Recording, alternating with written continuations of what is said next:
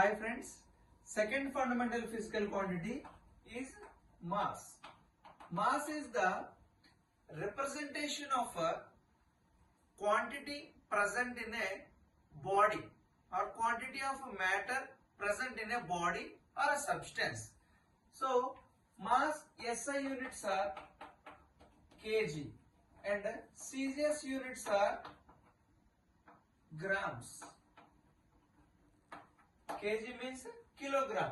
The relation between SI units and CGS units of mass is 1 kg is equal to 1000 grams. ఒక important point మనం ఏం గుర్తుపెట్టుకోవాలంటే mass అనేది constant fundamental physical quantity. అది place to place కి change అవ్వదు. For example ఒక body అనేది ఒక 4 పార్టికల్స్ తో డిజైన్ చేసి ఉంది. ఓకే, ఇది ఎర్త్ మీద ఉన్నా కానీ 4 పార్టికల్స్ తోనే డిజైన్ చేయబడి ఉంటుంది. మూన్ మీదకి వెళ్ళినా కానీ అది 4 పార్టికల్స్ తోనే డిజైన్ చేయబడి ఉంటుంది.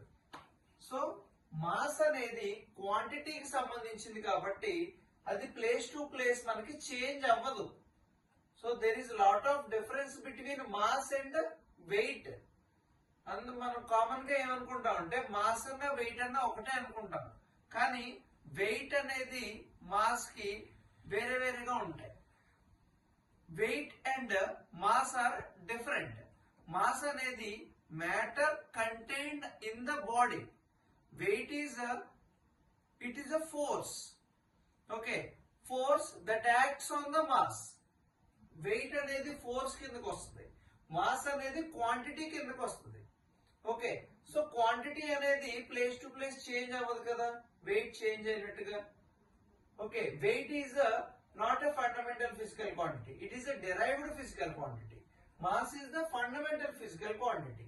సో మాస్ అనేది ఒక ప్లేస్ నుంచి ఇంకొక ప్లేస్ కి వెళ్తే చేంజ్ అనేది ఉండదు. అది మనం బాగా గుర్తుపెట్టుకోవాలి. So the relation between SI units of mass and CGS units of mass is 1 kg is equal to 1000 grams.